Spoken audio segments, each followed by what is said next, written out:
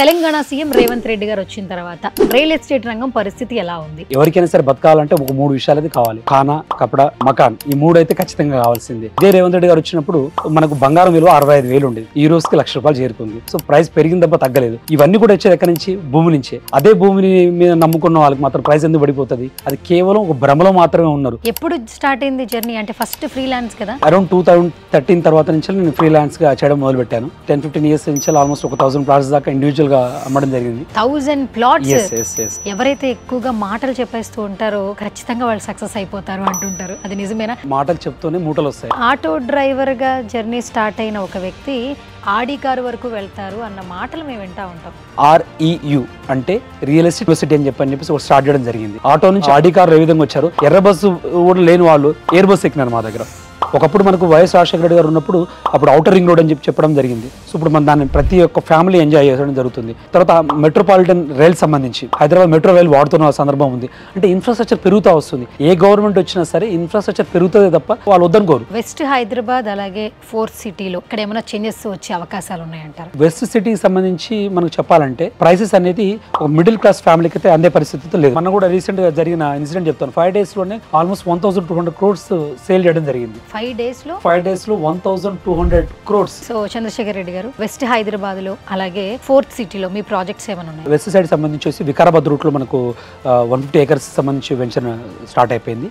అదేవిధంగా ఫోర్త్ సిటీకి సంబంధించి తుమ్మలూరు దగ్గర ఒక 54 acres ప్లాన్ చేస్తున్నాము. తర్వాత మంగళపల్లిలో మనకు సైట్స్ ఉన్నాయి. నాగార్జున సాగర్ రోడ్డు కూడా మనకు సైట్స్ ఉన్నాయి. సో వాటిలో ఎక్కడ ఇన్వెస్ట్మెంట్ చేసినా సరే డెఫినెట్లీ మీకు మంచి రిటర్న్స్ ఖచ్చితంగా వస్తాయండి. హాయ్ హలో నమస్తే, this is Suvarna. Welcome to Suman TV. ఈరోజు నాతో పాటు ఒక స్పెషల్ గెస్ట్ అనమాట. చదువుకునేటప్పుడు 10 అయిన తర్వాత ఒక గోల్ అయితే పెట్టుకుంటాము, ఇక్కడి నుంచి అక్కడికి వెళ్ళాలి, ఇలా సెటిల్ అవ్వాలి అని చెప్పేసి. బట్ ఇప్పుడు నా ముందున్న గెస్ట్ మాత్రం మీడియా నుంచి రియల్ ఎస్టేట్ రంగంలో సక్సెస్ఫుల్గా గత 10 years నుంచి చాలా వరకు కూడా తన యొక్క రిజల్ట్ చూస్తున్నాడనే చెప్పాలి. సో రైట్ నాతో పాటు ఉన్నారు చంద్రశేఖర్ రెడ్డి గారు. సో తన మీడియా జర్నీ నుంచి రియల్ ఎస్టేట్ రంగం జర్నీ వరకు తన మాటల్లోనే బోల్డ్ అని విశేషాలు అడిగి తెలుసుకుందాం. హాయ్ చంద్రశేఖర్ రెడ్డి గారు. హాయ్ సువర్ణ గారు. ఫస్ట్ ఆఫ్ ఆల్ ఏంటంటే ప్రతి ఒక్కరి జర్నీ అనేది అందరికీ ఇన్స్పిరేషన్ గా ఉంటుంది. ఎందుకంటే ఎదుటి వాళ్ళు వినేటప్పుడు అండ్ బేసిక్ గా మీడియా రంగంలోకి రావాలని చాలా మంది చాలా ఇంటెన్స్ తో ఉంటుంటారు. బట్ మీడియా నుంచి వచ్చి రియల్ ఎస్టేట్ రంగంలో గత 10 సంవత్సరాల నుంచి కూడా సక్సెస్ఫుల్ గా ముందుకెళ్తున్నారు. ఫస్ట్ మీ జర్నీ గురించి చెప్పాలంటే say something. Printing news paper పనిచేస్తున్నాను. సో దాంట్లో నుంచి వెళ్ళి అల్టిమేట్గా అంటే మనకు పాకెట్కి ఎంత వస్తుంది అనేది చాలా ఇంపార్టెంట్. ఎర్నింగ్స్ ఏ విధంగా ఉంటుంది, నా ఫ్యామిలీ గోల్స్ రీచ్ కావడానికి నేను ఎంత సంపాదిస్తున్నాను అనేది నాకు చాలా ఇంపార్టెంట్. సో దానికోసం అని చెప్పేసి నేను ఒక 10 years నుంచి రియల్ ఎస్టేట్ పార్ట్ టైం లాగా చేస్తున్నాను. సో దెన్ నేను క్రియేట్ చేసుకొని ఈ ప్లాట్ఫామ్ ఇదే కరెక్ట్. సో అల్టిమేట్గా మనం మనీ సంపాదించాలంటే ఒక మంచి గోల్ రీచ్ కావాలంటే real estate is the best అని చెప్పి నేను నా ఫ్రెండ్స్ అందరం కూడా ప్రింట్ మీడియా నుంచి దీనికి రావడం జరిగిందండి. సో ఇప్పుడు మాతో పాటుగా ఒక మంచి టీం ఫామ్ అయింది. సో వీఆర్ ఒక మోడల్గా అంటే హైదరాబాద్లోనే ఒక రియల్ మోడల్గా మేము ఎదగడానికి ప్రయత్నం చేస్తున్నాం. ఓకే. అండ్ నిజంగా జర్నీ చాలా విచిత్రంగా ఉంది. అంటే మీడియాలో అడుగు పెట్టారు, తర్వాత ఫస్ట్ రియల్ ఎస్టేట్ రంగంలో ఫ్రీలాన్స్ గా స్టార్ట్ అయింది, ఇప్పుడు ఏకంగా సెటిల్ అయిపోయారు. చాలా బాగుంది వినడానికి. రియల్ గా అసలు ఇది అవుతుందా? అంటే చాలా మంది కూడా ఇన్స్పిరేషన్ గా తీసుకోవచ్చా? ఖచ్చితంగా తీసుకోవచ్చు. కాకపోతే దేనికైనా సరే కొద్ది పేషెన్స్ అనేది చాలా ఇంపార్టెంట్. తర్వాత నేర్చుకోవడం అనేది చాలా ఇంపార్టెంట్. ఇది వచ్చిన తెల్లారి సక్సెస్ఫుల్ కావాలంటే అది ఇంపాసిబుల్. సో దీంట్లో ఒక ప్లాట్ఫామ్ నుంచి ఇంకో ప్లాట్ఫామ్ వచ్చినప్పుడు దాంట్లో ఉన్నటువంటి అన్ని నేర్చుకొని మనం ఏదైతే అడుగు పెడుతున్నామో దాంట్లో ఖచ్చితంగా నెంబర్ 1 ఉండాలనే ఒక కసితో పనిచేస్తే ఖచ్చితంగా మనం నెంబర్ 1 అవడానికి ఆస్కారం ఉంటుంది. తర్వాత ఎంతసేపు జాబ్ చేసుకుంటే మాత్రమే మనం అనుకున్న కోరికలన్నీ తీర్చుకోలేము. కాబట్టి ఎంటర్ప్రెన్యూర్గా మారాలనేది నాకు బాగా గోల్ ఉండే. సో దానివల్ల నాతో పాటుగా ఇంకో కొంతమందిని తీసుకొని సో వాళ్ళని కూడా ఎంటర్ప్రెన్యూర్గా చేస్తూ దీంట్లో ఖచ్చితంగా సాధ్యం కావడానికి ఆస్కారం ఉంది. మన కళను నిజం చేసుకోవడానికి ఇది ఖచ్చితమైన ప్లాట్ఫామ్ రియల్ ఎస్టేట్ అని చెప్పి నమ్మి దానికోసమే నేను కష్టపడ్డాను. సో దాంట్లో yes I'm very happy now. Okay. ఎప్పుడు స్టార్ట్ అయింది జర్నీ? అంటే ఫస్ట్ ఫ్రీలాన్స్ కదా? ఏ ఇయర్ లో? సో అరౌండ్ 2013 తర్వాత నుంచి నేను ఫ్రీలాన్స్ గా చేయడం మొదలు పెట్టాను. సో ఆల్మోస్ట్ ఈ 10-15 years నుంచి ఆల్మోస్ట్ 1,000 plots దాకా ఇండివిజువల్ గా అమ్మడం జరిగింది. 1000 plots? ఇప్పుడు నేను క్యాలిక్యులేట్ చేసుకోవచ్చు మీరు ఎంత వరకు సంపాదించేసారేంటనేది. సో తర్వాత అదొకటే కాకుండా నాతో పాటుగా ఉన్నటువంటి టీమ్స్ కూడా వాళ్ళని డెవలప్ చేయాలనేది నా ఇంటెన్షన్. సో వాళ్ళు కూడా రిచ్ కావాలనేది నా ఇంటెన్షన్. సో అందువల్ల వాళ్ళని కూడా తీసుకొచ్చి చేయడం జరుగుతుంది. టీమ్ బిల్డప్ చేసుకుంటూ సో ఒక మంచి స్థానానికి వెళ్ళాలనేది నా డ్రీమ్. మీతో పాటు మీ టీం కూడా బాగుండాలంటారు. Yes yes ma'am. ఏ ఆర్గనైజేషన్లో అయినా కూడా ఒకటితో పాటు స్టార్ట్ అయ్యి ఒక గ్రూప్తోనే ఎండ్ అవుతుంది. అండ్ రియల్ ఎస్టేట్లో అది ఇంకా మెయిన్గా ఉంటుంది, రైట్? ఖచ్చితంగా ఉంటుంది. తర్వాత రియల్ ఎస్టేట్లో ఇంకోటి ఏమంటే ట్రాన్స్పరెన్సీ, ట్రస్ట్ అనేది చాలా ఇంపార్టెంట్. సో ఎవరైతే అవి మెయింటైన్ చేస్తారో, మనం చెప్పినది చేసినట్టుగా ఖచ్చితంగా ఉంటే 100% వాళ్ళు సక్సెస్ అవుతారు. అది చరిత్ర చెప్తూనే ఉంది. సో గతాన్ని మార్చుకునే అవకాశం మనకు ఉన్నదంటే కేవలం రియల్ ఎస్టేట్ అని చెప్పి నేను నమ్మినాను. సో చంద్రశేఖర్ రెడ్డి గారు, బేసిక్గా ఒక మాట వినిపిస్తూ ఉంటుంది రియల్ ఎస్టేట్ రంగంలో, ఎవరైతే ఎక్కువగా మాటలు చెప్పేస్తూ ఉంటారో ఖచ్చితంగా వాళ్ళు సక్సెస్ అయిపోతారు అంటుంటారు. అది నిజమేనా? అంటే అది మీడియా కావచ్చు, రియల్ ఎస్టేట్ రంగం కావచ్చు, మీరు అగ్రీ చేస్తారు? ఖచ్చితంగా అండి. మాటలు చెప్తూనే మూటలు వస్తాయి, లేకపోతే రావు.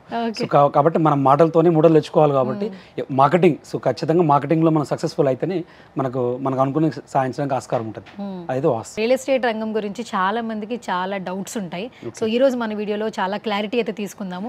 అంటే మీ యొక్క ఎక్స్పీరియన్స్ కావచ్చు, లేదా భవిష్యత్తులో మేము కోటీశ్వరులు అవ్వాలి, ధనవంతులు అవ్వాలని అందరికీ ఉంటుంది. అందరికీ తెలుసు రియల్ ఎస్టేట్ రంగంలో ఉంటే ఖచ్చితంగా సక్సెస్ సాధిస్తాము అని చెప్పేసి. సో ఫర్ ఎగ్జాంపుల్ మీరే మాకు ముందు కూర్చుని కనిపిస్తున్నారు కాబట్టి, తెలంగాణ సీఎం రేవంత్ రెడ్డి గారు వచ్చిన తర్వాత రియల్ ఎస్టేట్ రంగం పరిస్థితి ఎలా ఉంది? తెలంగాణ ముఖ్యమంత్రి అయినటువంటి రేవంత్ రెడ్డి గారు వచ్చిన తర్వాత బయట ఒక భ్రమలో ఉన్నారు. ఏమనంటే ప్రైసెస్ అన్ని తగ్గిపోయినాయి అని చెప్పి ఎవరికైనా సరే బతకాలంటే ఒక 3 విషయాలు అయితే కావాలి. ఒకటి ఖానా, కపడా, మకాన్. ఈ 3 అయితే ఖచ్చితంగా కావాల్సింది. సో దాంట్లో మొట్టమొదటిగా తీసుకోవాల్సింది ఖానా. సో మనం తినే పదార్థాలకు సంబంధించి మాట్లాడాల్సుకుంటే ఎక్కడైనా సరే ఫుడ్కి సంబంధించి ఎక్స్పెండిచర్ పెరుగుతుంది తప్ప తగ్గట్లేదు. ఒకసారి మనం ఈరోజు వండుకున్న తర్వాత రేపు మనం తినడానికి పనికిరాని వస్తువే ప్రైస్ పడిపోవట్లేదు. అటువంటిది రియల్ ఎస్టేట్ పడిపోవడం అనేది ఇంపాసిబుల్. సో వస్త్రాలకు సంబంధించి, అదే డ్రెస్సెస్ సంబంధించి 6 months ఒకసారి 7 months ఒకసారి అప్డేషన్ అయిపోతుందే తప్ప ప్రైస్ పెరుగుతుంది తప్ప తగ్గట్లేదు. ఇంటికి సంబంధించి ఈ 2 కూడా వచ్చేది ఎక్కడి నుంచి అంటే భూమి నుంచే. ఇదంతా కాకుండా ఇదే రేవంత్ రెడ్డి గారు వచ్చినప్పుడు మనకు బంగారం విలువ 65,000 ఉండేది, ఈ రోజుకి ₹1,00,000 చేరుకుంది. సో ప్రైస్ పెరిగింది తప్ప తగ్గలేదు. ఇవన్నీ కూడా వచ్చేది ఎక్కడి నుంచి? భూమి నుంచే. అదే భూమిని మీద నమ్ముకున్న వాళ్ళకి మాత్రం ప్రైస్ ఎందుకు పడిపోతుంది? అది కేవలం ఒక భ్రమలో మాత్రమే ఉన్నారు. రేవంత్ రెడ్డి గారు వచ్చినంత మాత్రాన ప్రైస్ పడిపోయింది, మార్కెట్ ఏదో అది అయిపోయిందని చెప్పడం అనేది కేవలం ఒక భ్రమ మాత్రమే. వాటి వాస్తవానికి అది జరగట్లేదు. నాకు సంబంధించిన ప్లాట్ ఒక రీసెంట్ 10 days బ్యాక్ నా రిజిస్ట్రేషన్కి వెళ్తే నేను ఆల్మోస్ట్ ఈవినింగ్ 5 వరకు వెయిట్ చేయాల్సి వచ్చింది. సో రిజిస్ట్రేషన్ ఆఫీస్ నడుస్తూనే ఉన్నాయి, ఏది కూడా ఆగట్లేదు. కేవలం బయట కొంతమంది ప్రచారం చేస్తున్నారు తప్ప రియాలిటీకి అది చాలా సత్యదూరం. చాలా మంది ఏంటంటే రియల్ ఎస్టేట్ రంగంలో ఇన్వెస్ట్ చేయాలి అనుకున్న వారి సంఖ్యలో పెద్దవాళ్ళు ఉంటుంటారని వింటాం. బేసిక్గా వాళ్ళు ప్లాట్లు తీసుకుంటారు, లేదా ఒక సైట్ తీసుకుంటారు. కానీ వాళ్ళ రిటైర్మెంట్ టైంకి మరి వాళ్ళు ఎందుకు ఇంకా పిల్లల మీద ఆధారపడుతున్నారు? మరి భూమిని నమ్ముకుంటే నిరాశ అయితే పడరు కదా. అలాంటి ఎగ్జాంపుల్స్ ఎందుకు వస్తున్నాయి? ఇంతకుముందుకు ఎలా ఉందంటే రియల్ ఎస్టేట్ సంబంధించి ఒక అవగాహన సరిగా లేకపోయేసరికి పెళ్ళైన తర్వాత వాళ్ళు ఎట్లా అంటే మనకు ఒక సొసైటీలో మీ మీద ప్రూవ్ చేసుకోవాలనే ప్రయత్నంలో భార్యాభర్త ఇద్దరు ఉన్నారనుకోండి, వాళ్ళిద్దరు ఏం చేస్తున్నారంటే సొసైటీ కోసము వాళ్ళకున్న శాలరీ మొత్తం ఈఎంఐకే పెట్టుకుంటున్నారు. తర్వాత లోపల ఫర్నిచర్ ఇంకా 10% టాప్అప్ చేసుకుంటున్నారు. తర్వాత ఒక కారు, అనవసర ఖర్చుల కోసం డబ్బులు పెట్టుకొని లగ్జరియస్ కి లైఫ్ కి అలవాటు పడిపోయి, అది కూడా వాళ్ళ కోసం కాదు సమాజం కోసం అని చెప్పి ఖర్చు పెట్టేసుకొని, తర్వాత వాళ్ళ పిల్లలు రావడం, తర్వాత వాళ్ళ చదువులు రావడం, తర్వాత ఇవన్నీ చూసేసరికి లైఫ్ అయితే రిటైర్మెంట్ అయిపోతుంది. బట్ నేను చెప్పే సజెషన్ ఏమంటే, ఎవరైనా సరే కొత్తగా పెళ్లి చేసుకున్న జంట ఎవరైతే ఉంటారో వాళ్ళు అట్లీస్ట్ ఒక 5-6 ప్లాట్లు కొనుక్కొని పెట్టుకోవాలి. ఎప్పటివరకు అంటే వాళ్ళకి ఒక 2 kids ఉన్నారనుకోండి, ఆ 2వ కిడ్ ఫస్ట్ క్లాస్కి వెళ్ళేంత లోపల అప్పుడు ఆ మొదటి ప్లాట్ను వీళ్ళు అమ్మితే అదే ప్లాట్ డౌన్ పేమెంట్ కింద కట్టుకొని ఒక ఇల్లు కట్టుకోవడం మొదలు పెడితే, మిగతాది లోన్ తీసుకున్నా సరే ఈ మిగతా 5 ప్లాట్లు కూడా వాళ్ళకి బలమైతే అప్పుడు బలహీనత కాదు. తర్వాత వాళ్ళ పేరెంట్స్ అంటే ఎవరైతే ఈ పేరెంట్స్ ఉన్నారో రేపు పిల్లల మీద ఆధారపడాల్సిన అవసరం అంతకంటే ఎక్కువ ఉండదు. ఆ సరైన అవగాహన లేకనే చాలామంది ఏం చేస్తున్నారంటే సొసైటీ కోసం బతకడానికి ప్రయత్నం చేస్తున్నారు, సొసైటీని ఇంప్రెస్ చేయడం కోసం ప్రయత్నం చేస్తున్నారు. సొసైటీని ఇంప్రెస్ చేస్తే మనకేమీ రాదు. మనల్ని మనం ఇంప్రెస్ చేసుకొని మనం ముందుకు వెళ్తే ఖచ్చితంగా అంటే ఒక ప్లానింగ్ అంటే ఫైనాన్షియల్ ప్లానింగ్ ప్రకారం వెళ్తే మన గోల్స్ మనం రీచ్ కావడానికి ఆస్కారం ఉంటుంది. ఎవరి మీద డిపెండెంట్గా ఉండాల్సిన అవసరం ఉండదు. రియల్ ఎస్టేట్ రంగంలో పెట్టుబడి పెడితే మంచిది, రియల్ ఎస్టేట్ రంగంలో రాణిస్తే కోటీశ్వరులు అయిపోతారు అని అంటుంటారు. అంటే ఆటో డ్రైవర్గా జర్నీ స్టార్ట్ అయిన ఒక వ్యక్తి ఆడి కారు వరకు వెళ్తారు అన్న మాటలు మేము వింటూ ఉంటాం. మరి రియల్ ఎస్టేట్ రంగంలో గత కొన్ని సంవత్సరాల నుంచి ఉన్నారు కదా, ఇవన్నీ బిలీవ్ చేయొచ్చా? ఖచ్చితంగా మీరు విన్న మాటలన్నీ కూడా నిజాలే, ఏది కూడా అబద్ధం కాదు. అయితే దాని వెనక ఎంత కష్టం ఉందో ఎవరు చూడరు. కానీ ఆ కోటీశ్వరులు కావడానికి ఒక ప్రాసెస్ ఉంటుంది. వచ్చిన తర్వాత ఏ విధంగా మనం ఆ సబ్జెక్ట్ నుంచి నాలెడ్జ్ పెంచుకోవాలా, ఏ విధంగా ముందుకు వెళ్ళాలా అనే దానికి ఒక ఆర్గానిక్ వేలో మా దగ్గర ఖచ్చితంగా అంటే మా దగ్గరకు వచ్చిన వాళ్ళకి ఖచ్చితంగా ట్రైనింగ్ ఇవ్వడం జరుగుతుంది. దానికోసమే నేను నా మిత్రులందరం కలిసి REU అంటే రియల్ ఎస్టేట్ ఎడ్యుకేషన్ యూనివర్సిటీ అని చెప్పేసి ఒక స్టార్ట్ చేయడం జరిగింది. ఓ సో దాంట్లో ఏమంటే మేము కూడా దాంట్లో కొన్ని కోర్సెస్ లాగా పెట్టడం జరిగింది. మామూలు ఇంజనీరింగ్ స్టూడెంట్స్ అయితే ఏ విధంగా అయితే త్రిబుల్ ఈ ఉంటుందో అదే విధంగా మా దగ్గర కూడా త్రిబుల్ ఈ ఉంది. ఏంటి ఆ త్రిబుల్ ఈ అంటే ఫస్ట్ ఈ stand for education, second earning and third one entertainment. తను రియల్ ఎస్టేట్ కష్టపడాలని వచ్చిన తర్వాత అతను రియల్ ఎస్టేట్ సంబంధించి పూర్తి అవగాహన ఉండాలి. చాలా మంది రియల్ ఎస్టేట్ చేస్తున్నారు ఇప్పటికి కూడా, కనీసం రెరా అనేది కూడా తెలియకుండా చేస్తున్న వాళ్ళు చాలా మంది ఉన్నారు. ఎంతమందికి రియల్ ఎస్టేట్ చేస్తున్నారు, రెరా సర్టిఫికేట్ తీసుకొని నేను రెరా ఏజెంట్ అని చెప్పుకుంటున్నారు, చెప్పుకోలేకపోతున్నారు. అంటే వాళ్ళకి అసలు ఒకటి ఉన్నది కూడా తెలియదు. కానీ 2015లో మనకి ఎప్పుడైతే సెంట్రల్ గవర్నమెంట్ నుంచి రెరా అనేది పర్ఫెక్ట్గా ఇంప్లిమెంటేషన్ చేసిన తర్వాత చాలా స్టేట్స్ ఇంప్లిమెంటేషన్ చేస్తున్నాయి. దానిలో భాగంగా మన తెలంగాణ గవర్నమెంట్ కూడా ఇంప్లిమెంటేషన్ చేయడం జరుగుతుంది. అంటే ప్రాజెక్ట్కే కాదు నేను చెప్పేది, మనం చేసే పనికి కూడా భారతదేశ జీడిపిలో మనకు రెవెన్యూ వచ్చి 7 to 9% ఉంది. సో వీళ్ళకి ప్రొఫెషనల్గా ఉన్నారు కాబట్టి ఈ రంగాన్ని గుర్తించి సో మనకంటూ ఒక ఐడి, రియల్ ఎస్టేట్ సంబంధించి చేసే వాళ్ళకు ఒక ఐడి ఉండాలని చెప్పేసి ఒక రెరా ఏజెంట్ అని చెప్పేసి దానికి ఒక ఎగ్జామ్ ఉంటుంది మామూలుగా మిగతా స్టేట్స్లో. మన దగ్గర అయితే ఇంకా అంత సీరియస్గా లేదు.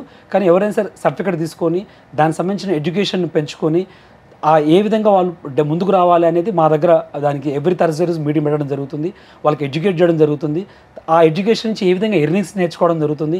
ఎడ్యుకేషన్ అండ్ ఎర్నింగ్స్ అయిపోయిన తర్వాత ఏ విధంగా ఎంటర్టైన్మెంట్ చేయాలో కూడా మేము మా దగ్గర చెప్తాం. ఎందుకంటే రియల్ ఎస్టేట్లో సాయంత్రం అయితే వేరే రకంగా ఎంటర్టైన్మెంట్ చేసుకుంటారని ఒక అపోహ ఉంది. అది ఒకప్పుడు. ఇప్పుడు కార్పొరేట్ రియల్ ఎస్టేట్ వచ్చిన తర్వాత ఇది కూడా హెల్త్ మీద కాన్సన్ట్రేషన్ చేయడం. అంటే ఎంటర్టైన్మెంట్లో కూడా మీరు ఫిట్గా ఉన్నారా లేరా, అంటే ఈవినింగ్ ఇప్పుడు బాక్స్ క్రికెట్ కావచ్చు, తర్వాత చాలా పార్టీస్ కూడా ఎట్లా అంటే ఏదో వైన్ పార్టీ సంబంధించింది కాదు, ఒక గ్రూప్ డిస్కషన్స్ పార్టీస్ కావచ్చు, ఒక మంచి తనను తాను ప్రూవ్ చేసుకోవడం కోసం జరిగేటువంటి ప్రోగ్రామ్ చాలా పెట్టడం జరుగుతుంది మా దగ్గర.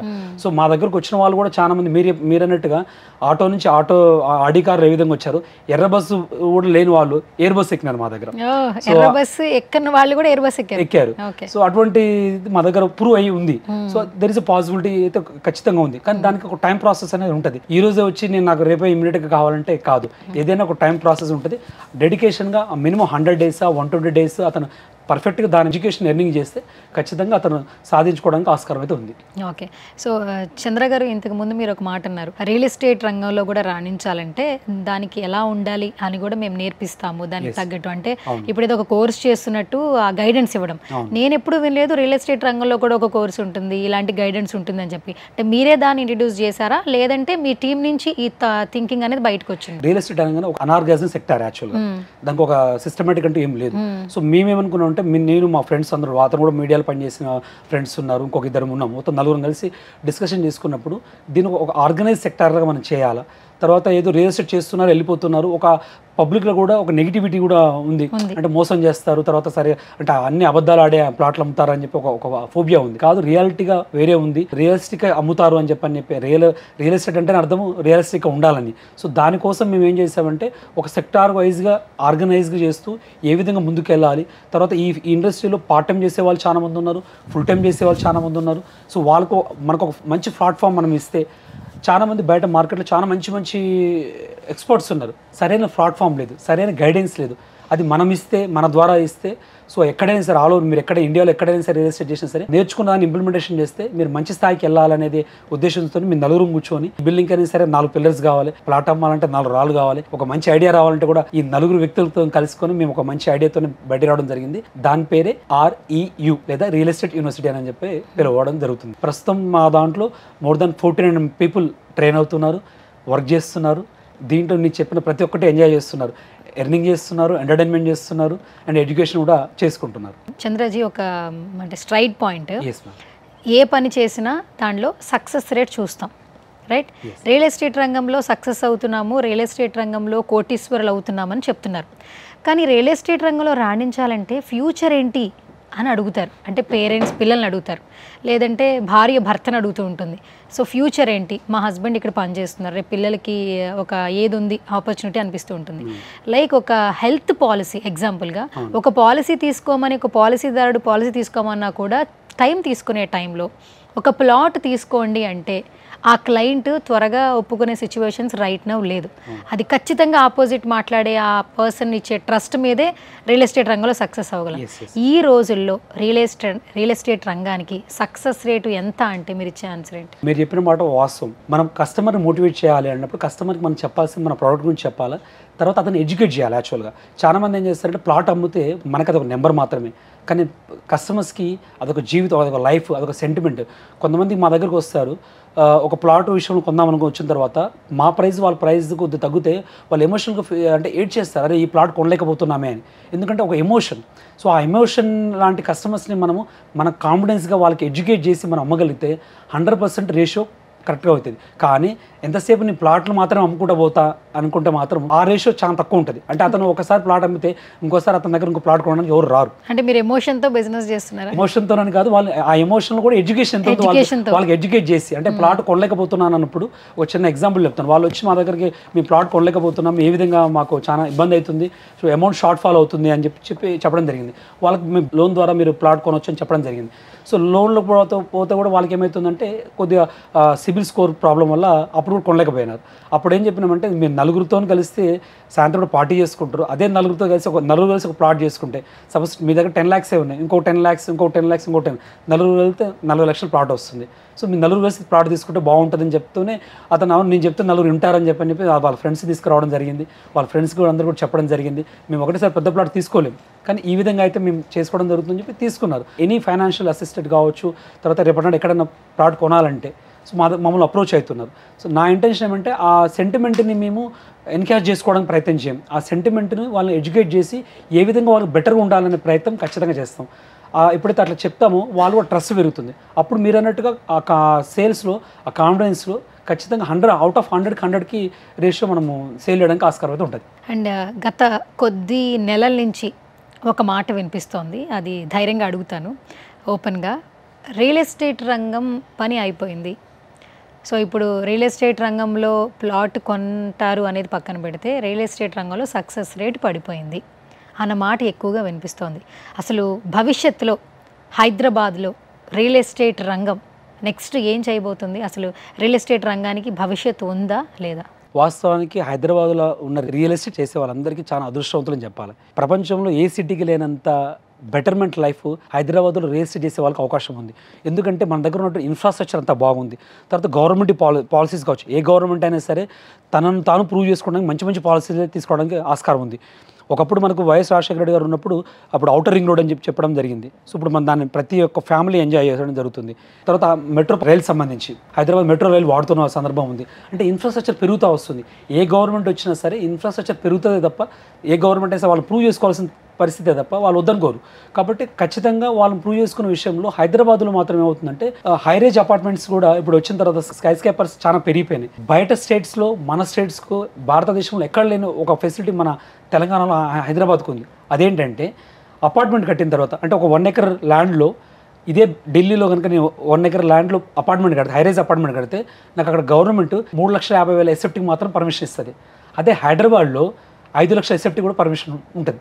సో దానివల్ల ఏమవుతుందంటే కోకపేటలో 100 కోట్లకు ఎకరం పోయినా సరే వాళ్ళకి ఎట్లా వర్కౌట్ అవుతుందంటే అన్లిమిటెడ్ ఎస్ఎఫ్టీ అనేది మన దగ్గర ఉంది. అది మన ఇండియాలో ఏ స్టేట్కి ఆ ఫెసిలిటీ లేదు.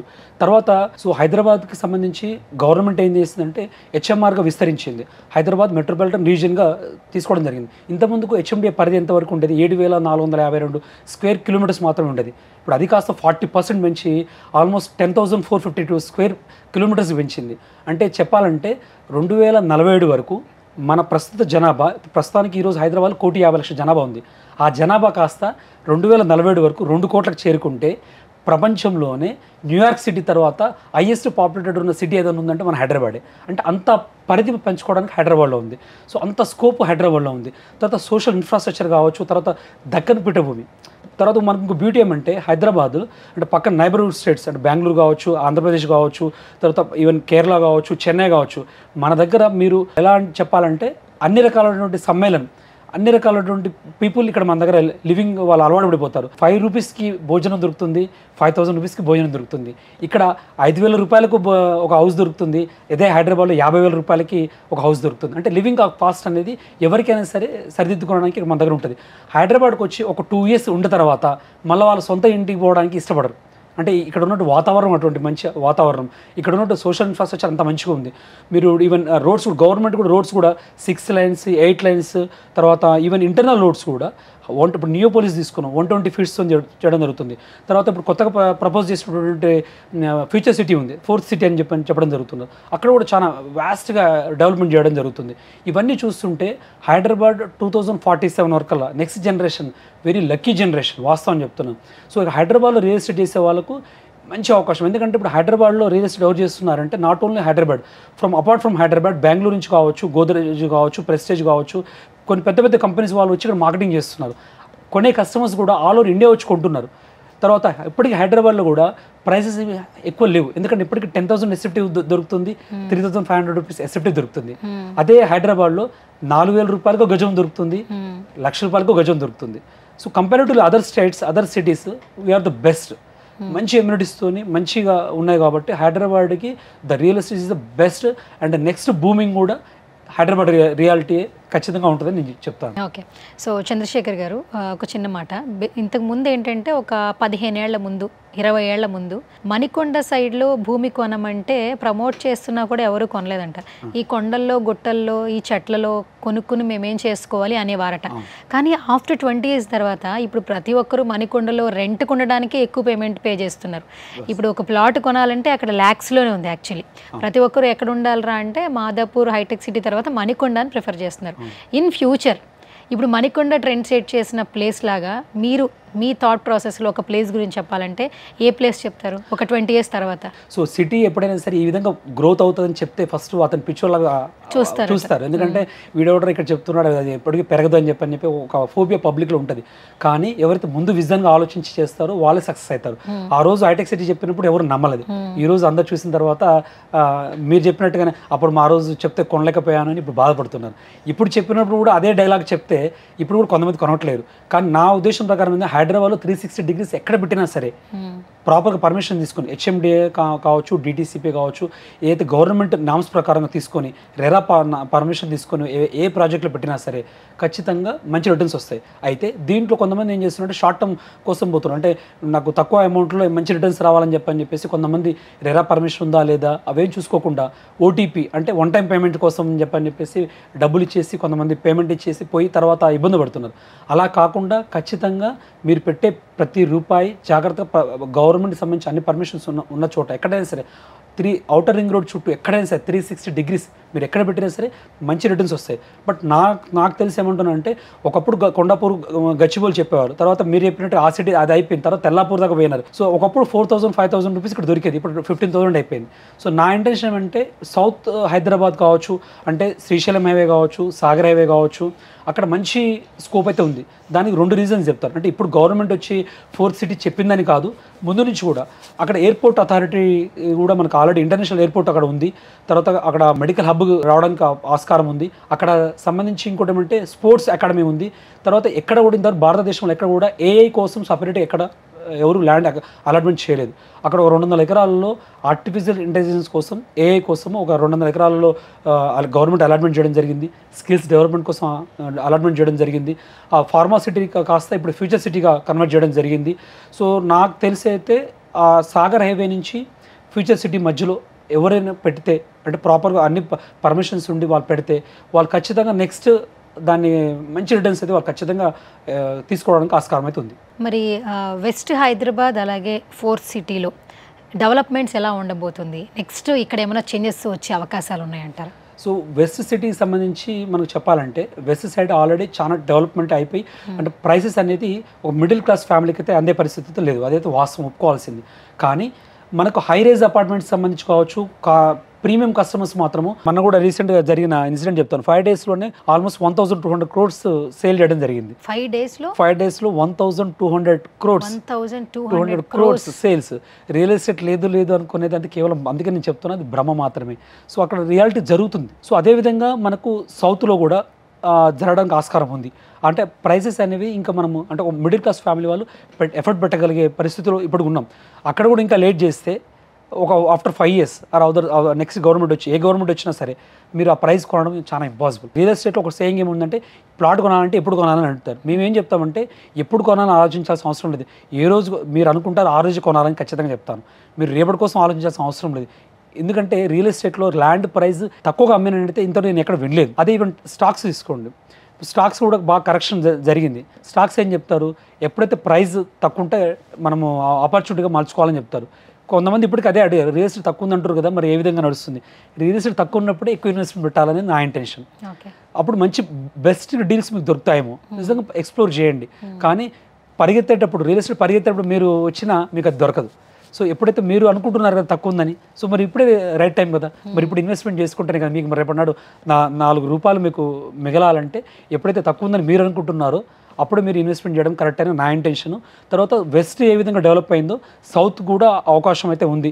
అంటే నేను చెప్పేది ఫార్మసిటీ రోడ్ కావచ్చు, ముచ్చర్ల కావచ్చు, తర్వాత మంగళపల్లి ఎక్స్ రోడ్ కావచ్చు, కొద్ది ముందుకెళ్తే నాగార్జునసాగర్ రోడ్ కావచ్చు, తర్వాత మంగళపల్లి ఫాక్స్కాన్ కంపెనీ దగ్గర కావచ్చు, రావిలాల దగ్గర కావచ్చు, తుక్కుగూడ దగ్గర కావచ్చు. ఫోర్త్ సిటీకి సంబంధించి కూడా మంచి డెవలప్మెంట్ కావడానికి ఆస్కారం ఉంది. ఏ గవర్నమెంట్ వచ్చినా తను ఇచ్చిన మాట నిలబెట్టుకునే ప్రయత్నం చేస్తుంది. తర్వాత వచ్చే గవర్నమెంట్ కూడా వాళ్ళు ఖచ్చితంగా డెవలప్మెంట్ ముందు తీసుకెళ్తారు. కాబట్టి మీరు పెట్టిన పెట్టుబడికి ఇంకెక్కువ రిటర్న్స్ రావడానికి ఆస్కారం అయితే ఉంది. సో చంద్రశేఖర్ రెడ్డి గారు, వెస్ట్ హైదరాబాద్లో అలాగే ఫోర్త్ సిటీలో మీ ప్రాజెక్ట్స్ ఏమైనా ఉన్నాయి? వెస్ట్ సైడ్ సంబంధించి వికారాబాద్ రూట్లో మనకు 150 acres సంబంధించి వెంచర్ స్టార్ట్ అయిపోయింది. అదేవిధంగా ఫోర్త్ సిటీకి సంబంధించి తుమ్మలూరు దగ్గర ఒక 54 acres ప్లాన్ చేస్తున్నాము. తర్వాత మంగళపల్లిలో మనకు సైట్స్ ఉన్నాయి, నాగార్జునసాగర్ రోడ్డు కూడా మనకు సైట్స్ ఉన్నాయి. సో వాటిలో ఎక్కడ ఇన్వెస్ట్మెంట్ చేసినా సరే డెఫినెట్లీ మీకు మంచి రిటర్న్స్ ఖచ్చితంగా వస్తాయండి. సో ఆల్మోస్ట్ గత 10 సంవత్సరాల నుంచి రియల్ ఎస్టేట్ రంగంలో సక్సెస్ఫుల్గా ముందుకెళ్తున్నారు. అలాగే రియల్ ఎస్టేట్ రంగంలోకి ఎవరు వచ్చినా కూడా వాళ్ళందరికీ మంచి వెల్కమింగ్ చెప్తున్నారు. మరిన్ని ప్రాజెక్ట్స్తో సక్సెస్ఫుల్గా ముందుకెళ్ళాలి, ఎంతోమందికి ఆపర్చునిటీస్ కల్పించాలని మా సుమన్ టీవీ నుంచి మనస్ఫూర్తిగా కోరుకుంటున్నా. ఫైనల్గా ఒక రియల్ ఎస్టేట్ రంగంలో సక్సెస్ అయిన ఒక పర్సన్గా ఏం చెప్పేస్తారు మా ఆడియన్స్కి? ఒకటేనండి, ఏ ఫీల్డ్ సెలెక్షన్ చేసుకుంటే దానికోసం డెడికేషన్ చాలా ఇంపార్టెంట్. దానికోసం మీరు కష్టపడి ఖచ్చితంగా పనిచేస్తే ఆ దాంట్లో నెంబర్ 1గా ఉంటారనేది నేను చెప్పదలుచుకున్నాను. సో రియల్ ఎస్టేట్ ఎందుకు చెప్తున్నానంటే రియల్ మనీ కూడా ఇక్కడ ఉంటుంది. ఫిజికల్గా మిగతా వాటిలో మనకు ఫిజికల్గా అంటే కరెన్సీలో కనబడుతుంది, బట్ మన రియల్ ఎస్టేట్లో ప్లాట్ అనేది మన కళ్ళ ముందర కనబడుతుంది. సో దాంట్లో మనం కట్టుకోవచ్చు. తర్వాత మన భావితరాలకు ఇచ్చేది ఏకైక ఏదైనా తరగని ఆస్తి ఏదైనా ఉందంటే అది భూమిని మనం మ్యానుఫ్యాక్చరింగ్ చేయలేము. కమోడిటీ అనేది దానికి ఉన్న వాల్యూ అటువంటిది. ప్రపంచంలో ఏ వస్తువునైనా సరే మనం తయారు చేసుకోవచ్చేమో, అంటే తాగే నీరుని కూడా తయారు చేస్తున్నారు, పీల్చే గాలిని కూడా తయారు చేస్తున్నారు, కానీ భూమిని తయారు చేసినట్టు చరిత్రలో ఎక్కడా లేదు. కాబట్టి అలాంటి భూమిని నమ్ముకున్న వాళ్ళు ఖచ్చితంగా బలవంతులు అవుతారు, వాళ్ళ కుటుంబాలను కూడా బలవంతులుగా చేస్తారు. కాబట్టి అనేది నేను ఖచ్చితంగా భూమిని నమ్ముకోమని చెప్తాను. భూమిని నమ్ముకొని భావితరాలకు భూమిని ఇచ్చిన వాళ్ళు ఖచ్చితంగా ముందుకెళ్తారని చెప్పదలుచుకున్నాను. రైట్, థ్యాంక్ యూ అండి, thank you so much. Thank you.